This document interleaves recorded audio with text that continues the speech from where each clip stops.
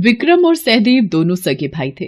विक्रम बहुत ही मक्कार और लालची स्वभाव का था, जबकि सहदेव विनम्र और सीधे स्वभाव का था। एक दिन विक्रम की पत्नी सरला गुस्से में बोली, मुझे समझ नहीं आता बापूजी, पूरे घर में अपनी खांसी से बीमारी फैलाते रहते हो। तुम्हारी वजह से पूरे घर में बीमारी छाई रहती है। भाभी, तुम बापू से इतनी नफरत क्यों करती हो? इस तरह से कोई दुत्कारता है क्या? बापू की उम्र का तो लिहाज करो भाभी। सुनते हो जी, इस सहदेव की भी लगता है जुबान निकल रही है, थोड़ी खींचनी पड़ेगी। अपनी भाभी से जुबान लड़ाता है, आज तेरी खाल खींच लूंगा। विक्रम, छोड़ दे इसे, छोटा भाई है तेरा, मत मार, कुछ तो रहम कर। ये तो बस मेरी परवाह कर रहा था, इसीलिए इसने बोला। इस बात की इतनी बड़ी सजा मत दे।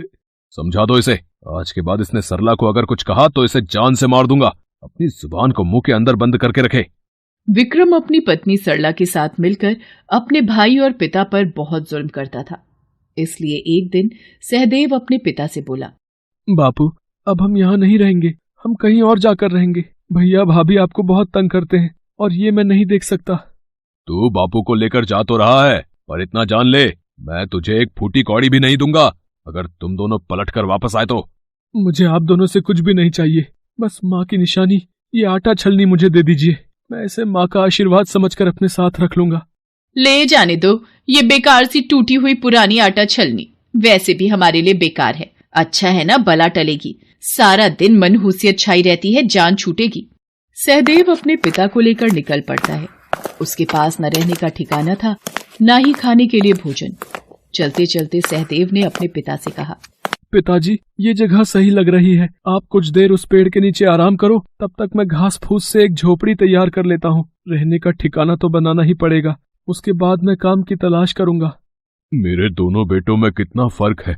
एक विक्रम है जिसने घर से निकाल दिया, और एक ये है जो बेचारा मुझ बूढ़े को पालने के लिए इतनी मेहनत कर रहा है।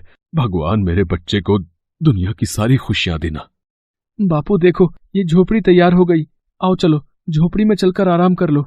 बापू, बापू, ये क्या हो गया भगवान? बापू आंखें क्यों नहीं खोल रहे? बापू, तुम मुझे अकेला छोड़कर क्यों चले गए? मैं इस दुनिया में अकेला क्या करूंगा?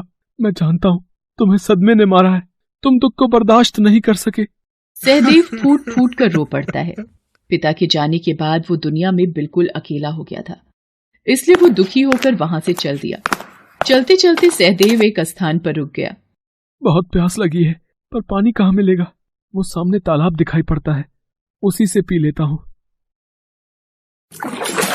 अरे, माँ की निशानी आटा छलनी तालाब में गिर गई। हे भगवान, वो मेरी माँ की आखिरी निशानी थी, वो भी मुझसे छिन गई।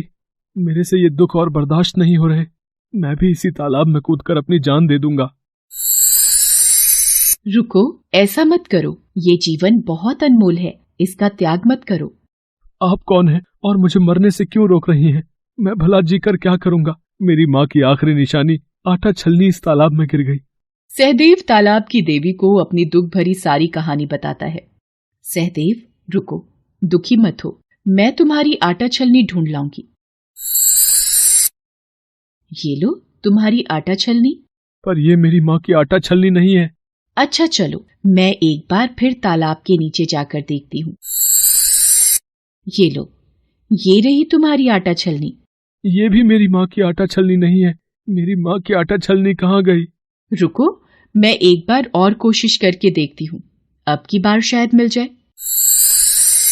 देखो, कहीं यही तो नहीं है। हाँ हाँ, यही मेरी माँ की निशानी है, यही है मेरी आटा छलनी। सहदेव, तुम बहुत ईमानदार हो, ये लो तुम्हारी माँ की निशानी। मैंने देखा, जब मैंने तुम्हें सोने और चांदी की आटा छलनी दी, वो तुमने नहीं ली, पर तुम चाहते तो तुम ऐसा कर सकते थे। तुम मेरे से सोने चांदी दोनों आटा छलनी ले सकते थे, पर तुम्हें सिर्फ अपनी माँ की निशानी से ही प्यार था, वही तुमने मांगी। ये देखकर मैं बहुत खुश हूँ। तुम बहुत साफ मन के हो सहदेव। मेरी तरफ से सोने और चांदी की ये दोनों छलनी भी उपहार स्वरूप रखो। ये जादुई छलनी है। चांदी की छलनी चांदी के सिक्के देने वाली है और सोने की छलनी सोने के सिक्के देने वाली है। तुम इस धन से अपने जीवन की नई शुरुआत करो। आपका बहुत बहुत शुक्रिया तालाब की देवी। मैं इस धन से एक नया व्यापार शुरू करूंगा और माँ बाप के आशीर्वाद से उस व्यापार को चलाने के लिए खूब मेहनत करूंगा। सहदेव वापस अपने गांव आ जाता है और वहीं एक नया और बढ़िया घर रहने के लिए बनवाता है। सहदेव ने धन की सहायता से एक नया अनाज का व्यापार भी शुरू कर दिया था। सहदेव को धन का बिल्कुल भी लालच नहीं था, इसलिए वो रोजाना छलनी से सिक्के नहीं लेता था, बल्कि जब उसको धन की जरूरत होती वो तभी उन सोने चांदी की आटा छलनी से सिक्के लेता। सहदेव के अमीर और सफल व्यापारी होने की खबर उसके भाई विक्रम के कानों तक भी पहुंचती है और वो बहाने से सहदेव को मिलने आता है।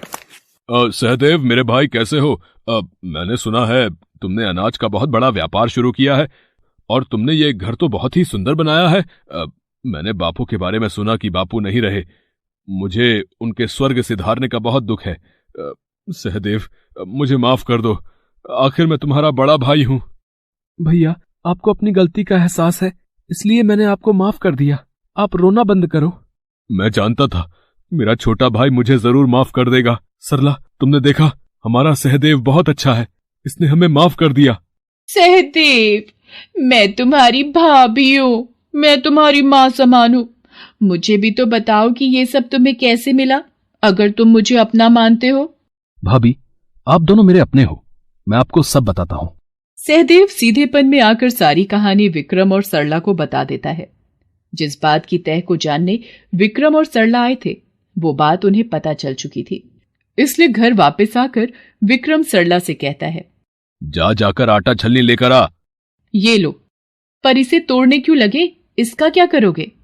बस तुम देखती जाओ, इसे थोड़ी पुरानी बना रहा हूं, अब मैं अमीर बनकर ही लौटूंगा। विक्रम आटा छलनी को लेकर तालाब के पास पहुंचता है और जानबूझकर छलनी को तालाब में फेंक देता है और रोने का नाटक करता है। मेरी माँ की निशानी, मेरी आटा छलनी तालाब में गिर गई।